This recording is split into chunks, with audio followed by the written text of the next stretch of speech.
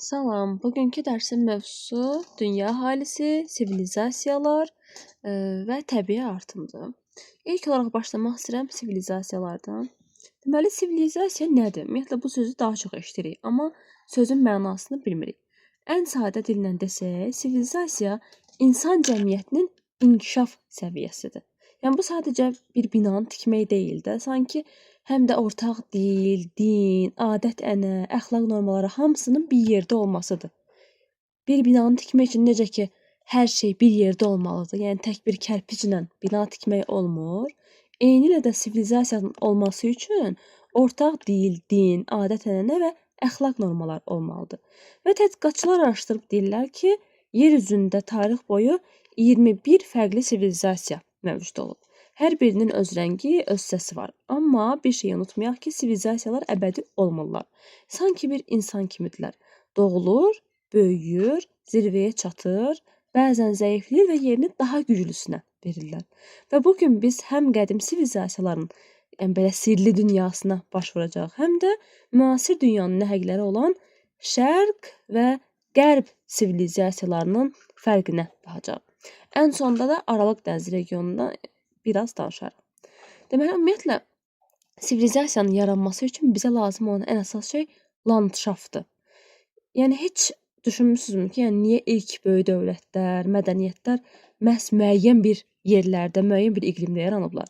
Çünki sivilizasiya mühiti seçir. Yəni, tarix boyu sivilizasiyalar 4 əsas landşafta formalaşıblar. Çaylar, dənizlər, dağlar və səhralarda. Məsələn, çay sivilizasiyası. Misri Nil çayısı təsəvvür etmək mümkün deyil. Yəni, Nil olmasaydı, o möhtəşəm ehramlar da olmazdı. Və yaxud da dəniz sivilizasiyası. Finikiya sivilizasiyasında məsələn misal çəkə bilərik ki, yəni Aralıq dənizinin sahillərində dəniz ticarəti sayəsində parlayıblar. Daha sonra var dağ sivilizasiyalarından Amerikanın sirlərlə dolu inkləri, Azteklər, Maya sivilizasiyaları, bunlar harda yaranıb? And və Kordilyer dağlarının ətəklərində.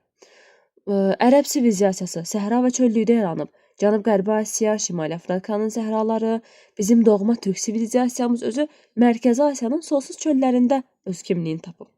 Deməli, təbiət sivilizasiyasının xarakterini müəyyən eləyir. Amma bir maraqlı fakt da var ki, əgər sivilizasiya öz yarandığı landşaftdan kənara çıxırsa, o adətən zəifləməyə başlayır. Hal-hazırda da ən məşhur 2 sivilizasiya var. Şərq və qərb. Bəs bir-birlərindən nə ilə fərqlənirlər? Bundan danışaq. Qərb sivilizasiyası deyəndə ağlımıza deməli Qərbi Avropa, Şimali Amerika, həmçinin Cənubi Amerika da daxildir. Ümumiyyətlə götürək ki, Amerika və Avstraliya gəlir. Bu sistemin əsas motoru nədir? Yenilikçilik. Bu sivilizasiyanın yenilikçilik sevən sivilizasiyadır. Elm və texnikanın sürətli inkişafı olsun, daim dəyişən trendlər, fərdi azadlıqlar, bütün bunlar hamısı qərbin simvolu sayılır. Və onlar dünyanın texnoloji cəhətdən sürətlə irəli aparırlar. İndi bir də baxaq şərq sivilizasiyasına. Şərq sivilizasiyası deyəndə Cənub-Qərbi Asiya, Şimali Afrika, Şərqi Asiya, bütün bu gördüyümüz yerlər nəzərdə tutulur. Və daha çox bunlar ənənələrə sadiqliyi seçirlər. Yəni, o qərb sivilizasiyası yenilikçiliyi sevdiyi halda, şərq sivilizasiyası yeniliyi deyil, öz qədim adət ənənəsinə bağlı olur. Və burada mənəvi dəyərlər, minillik adətlər, ailə bağları daha güclü olurlar. Şərq sivilizasiyası bizə tarixin dərinliyini, köklərin nə qədər vacib olduğunu xatırladır. Amma dünya statik deyil. Yəni, əvvəllər Avropalılar böyük coğrafi kəşflərdən sonra yeni dünyaya yayılıb öz mədəniyyətlərini aparırdılar. Amma indi tam tərsi baş verir. Bugün Çindən, Koreyadan, Vyetnamdan, Afrikadan, hətta Yaxın Şərqdən Avropaya milyonlarla miqrant gedir. Bəs bunlar nə edirlər? Öz milli mədəniyyətlərini qormaqla yanaşı, qərb ənənələrini də qəbul edirlər. Yəni, sivilizasiyalar artıq bir-birinə qarışır, sintez olur. Bu o deməkdir. Baxaq burada, şəkillərdən də göründüyü kimi, sivilizasiyadan öncəki zamanlarda qəbilələr, yəni sivilizasiyadan əvvəl yaranan ilk insan nümunələri idi. Amma artıq sivilizasiya mərhələsindən sonra nələr yaranır? İlk dövlətlər yaranır, sinifli cəmiyyət formalaşır və s.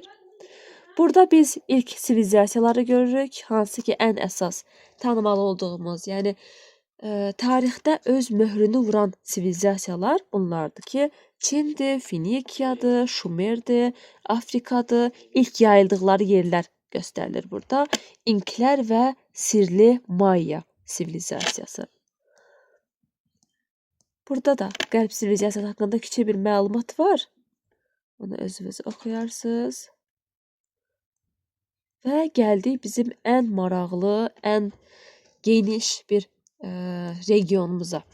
Hansı ki buna Aralıq dənizi və yaxud öz dillərində desək Mediterrana regionu kimi baxırıq. Bura tam 3 qitəni birləşdirən tarixi bir mərkəzdir.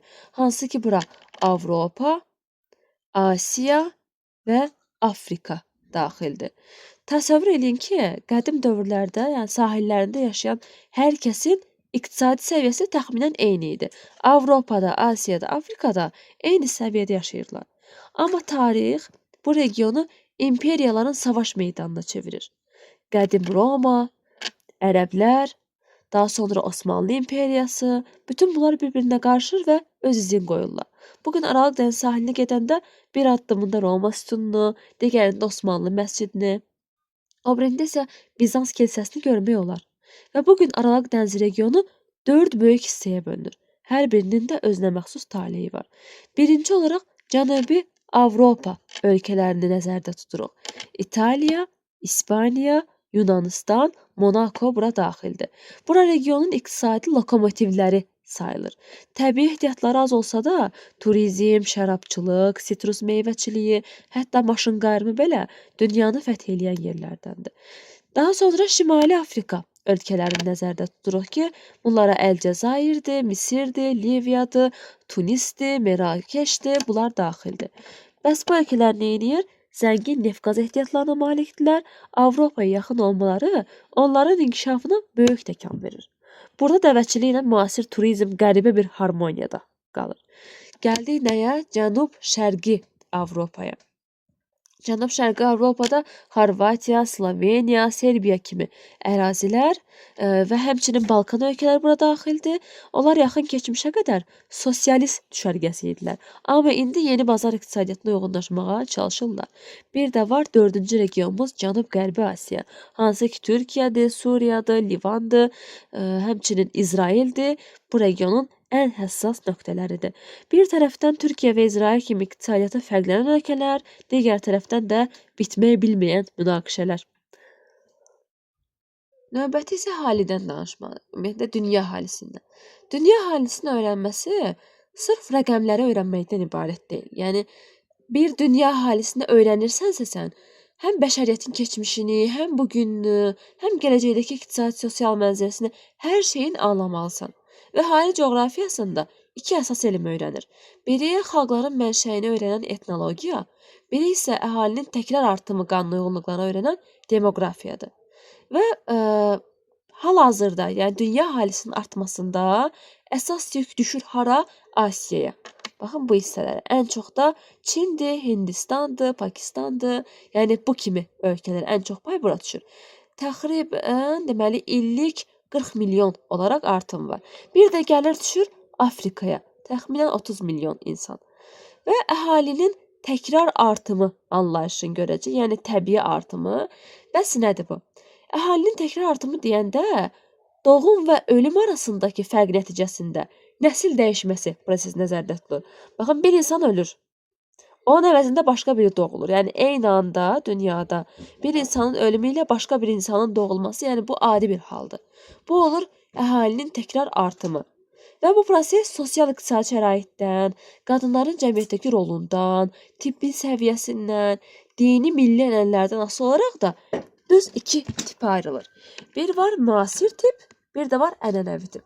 Birinci danışaq müasir artım tipindən. Hansı ki buna deyirik birinci tip. Həmçinin demoqrafik qocalma ilə aşılanan tipdir. Bu tip üçün aşağı doğum, aşağı ölüm, çox aşağı, hətta mənfi təbii artım xarakterlidir. Baxın, birinci tip müasir artım tipidir, qocalmadır, demoqrafik qocalmadır. Həmçinin nədir? Hər şey aşağıdır. Aşağı doğum, aşağı ölüm, çox aşağı təbii artım. Və xüsusiyyətləri nədir? Şəhərləşmənin yüksək olması, qadınların aktiv iş həyatı, uşaqların təhsil xərclərinin artması doğumu azaldır. Yəni məntiqi olaraq hər şey bir-birinə bağlıdır. Şəhərləşmə yüksəldi, artıq qadınlar da işlərə cəlb olundu, aktiv iş həyatına. Uşaqların təhsil xərcləri də çoxaldı. Bütün bu səbəblər nəyə gətirir? Uşaq doğulmasın. Nəticədə gənclərin payı azalır, yaşların payı artır. Nə oldu? Əhalinin qocalması. Bəs hansı ölkələr buna xasdır? Qərbi Avropa, hansı ki Almaniya, Fransa, İtaliya, Böyük Britaniya bura daxildir. Şərqi Avropa, Bolqarıstan, Macarıstan, Latviya bura daxildir. Hətta burada ölüm doğumu üstələdiyinə görə, yəni o qədər ölüm doğumdan da çoxdur ki, depopulyasiya və demoqrafik böhran yaşanır. Bunun adına belə deyirik. Asiyada da həmçinin var, hansı ki buna Yaponiya, Singapur, Cənubi Koreya bu kimi ölkələr daxildir. Həmçinin harda var? Təbii ki, Şimali Amerikada, ABŞ və Kanada. Gəldik nəyə? İkinci tipə. Hansı ki biz bunu adlandıracaq ənənəvi artım tipi. Demoqrafik partlayışla nəticələnir, yüksək doğum, nisbətən aşağı ölüm və çox yüksək təbii artım ilə səcillənir. Bəs xüsusiyyətləri nədir? Tibbin inkişafı ölümü azaldır, lakin milli dini ənənələr doğumu yüksək qalmasına səbəb olur. Baxın, tibb inkişaf eləyib, onsuz da buna görə ölüm azalıb. Amma yenə də öz ənənələri var deyə, Hindistandır, Ərəb ölkələridir, yəni bu kimi yerlərdə dini ənənələr var deyə, hələ də çoxuşaqlılığa üstünlük verilir deyə, üstəlik də erkən nikahlar var, ailədə oğlan uşağına üstünlük verilir. Yəni elə ailələr var ki, 3-4 qızları olsa belə, yenə də oğlan uşağı istədiklərinə görə yenə də doğum artmağa davam eləyir. Buna görə də nəyə gəlib çıxartır? Yüksək doğum, aşağı nəticəli nə? Ölüm. Belə ölkələrə nələr aiddir? Hansı ölkələrə aiddir? Afrikada. Hansı ki lider regiondur, yəni bu tipdə. Nigeriya, Efiopiya, Misir, Niger, Kongo Demokratik Respublikası, Asiyadan Hindistan, Pakistan, İndoneziya, Bangladeş bu kimi ölkələr, həmçinin Latin Amerikasından Braziliya, Meksika bu kimi ölkələrə daxildir. Gəldik nəyə? Demokratik keçid mərhələlərinə, modellərinə. Ümumiyyətlə, bəşəriyyət artım dinamikasına görə 4 mərhələdən keçib. İlk olaraq mərhələmiz ibtidai mərhələdir. Yəni, birinci mərhələ. Həm doğum, həm ölüm yüksəkdir burada. Yəni, hər ikisi yüksəkdir. Təbii artım aşağıdır. Hazırda bu mərhələdə olan ölkələrə Amazon və Kongo meşələrində yaşayan ibtidai qəbilələr aiddir. Baxın, həm doğumu yüksəkdir. Heç kim buna mane olmur. Həm də ölümü yüksəkdir. Yenə də ölümə mane ola bilən tip yoxdur. Bunlara da hansı yerlər aid oldu? Amazon və Kongo meşələrində yaşayan bəzi ibtidai qəbilələr. Gəldik ikinci mərhələyə. Artıq sürətli artım gedir. Ölüm kəskin azalır, çünki tip inkişaf etməyə başlayıb, amma doğum hələ də yüksək qalır. Çünki çoxuşaqlılığa imkan yaradan çox səbəb var. Hələ urbanizasiyalaşma olmayıb, hələ qadınlar işə cəlb olunmayıb. Bunu adlandırırlar demoqrafik partlayış mərhələsi. Aiddir tropik Afrika ölkələri. Və hazırda yəni bura daxildir. Gəldik nəyə? Üçüncü mərhələyə. Üçüncü mərhələ sabitləşməyə keçiddir. Şəhərləşmə artır, doğum azalmağa başlayır. Braziliyadır, Türkiyədir, hətta Azərbaycan belə bura daxildir. Həmçinin Çində. Çin əvvəllər düzdür, çoxuşaqlığı çox olsa da, yəni əhalinin sayına görə birinci yerdə olsa belə, hansı ki burada göstərilən statistika indiki statistika deyil. Hal-hazırda deməli Çində 1,4 milyard, Hindistanda isə 1,5 milyard əhali var və bunlardan yəni deməli Hindistan Çini keçib. Yəni hal-hazırda Hindistan Çini keçib və dediyim kimi Çin əvvəllər ən çox əhaliyə malik olsa belə burada statistikadan göründüyü kimi, amma sonradan özündə bəzi siyasətlər yeritdi ki, hansı ki birazdan mən onlardan danışacağam. Həmin siyasətdən sonra Çin də başladı 3-cü mərhələyə keçməyə, yəni sabitləşməyə doğru keçid. Gəldik 4-cü mərhələyə. 4-cü mərhələmiz müasir mərhələdir. Doğum və ölüm bir-birinə yaxınlaşır. Artım dayanır və yaxud da azalır. İnkişaf etmiş ölkələrin də əksəriyyəti bu mərhələdədir. Avropa ölkələrinin çoxu. Gəldik həmin o bayaq dediyim siyasətlərə. Bəs bu siyasətlər necə baş verir? Ümumiyyətlə bunun adına deyirik demoqrafik siyasət. dövlətlərin müdaxiləsi. Artım sürəti ölkənin iqtisadi gücü ilə uyğun gəlməyəndə, dövlətlər başlayır demoqrafik siyasət həyata keçirməyə.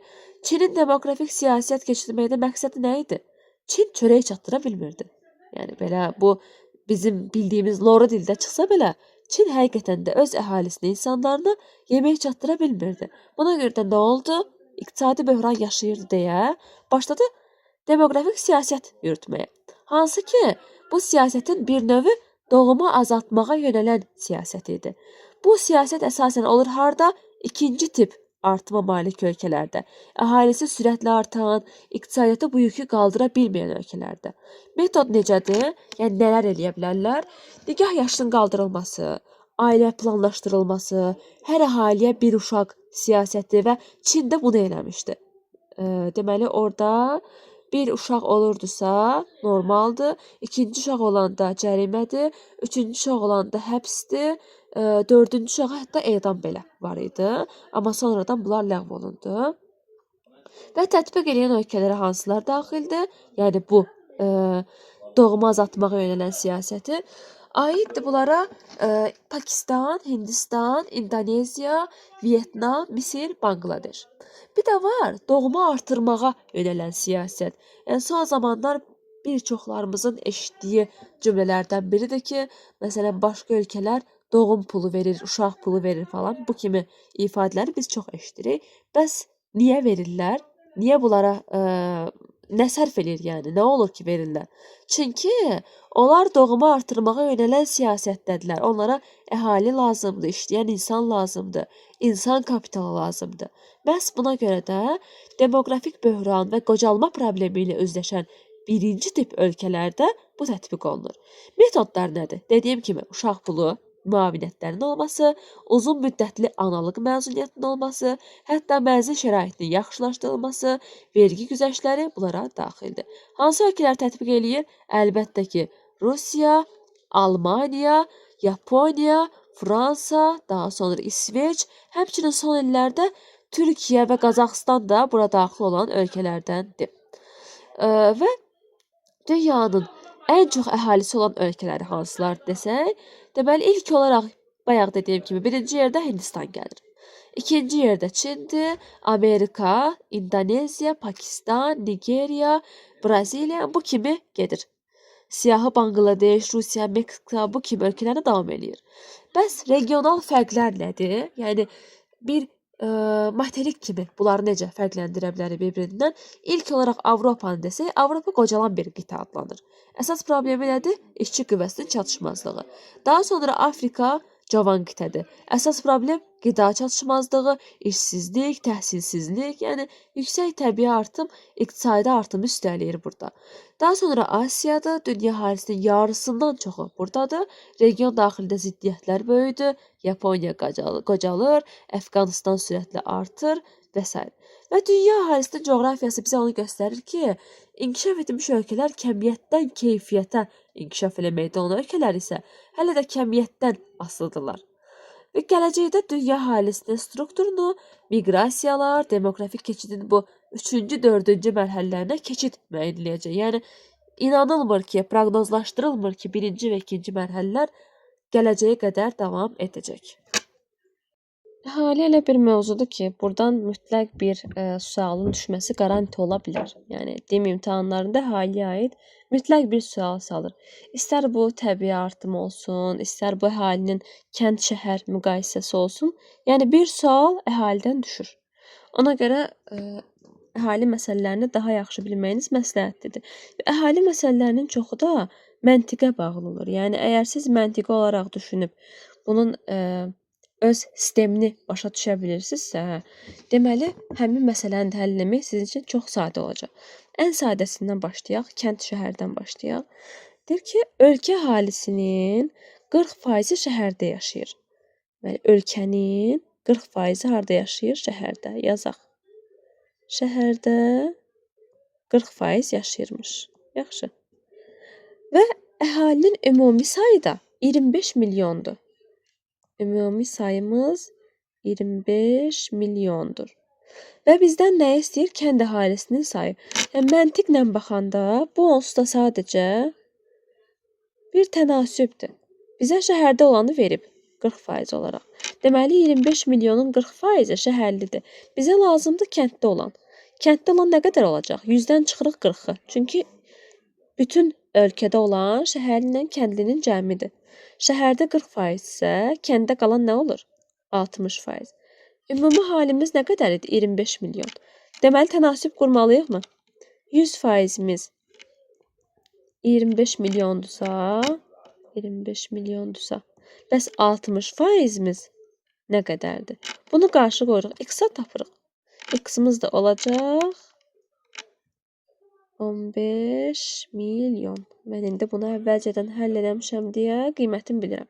Amma çalışmaq lazımdır ki, belə məqamlarda səhv olmasın.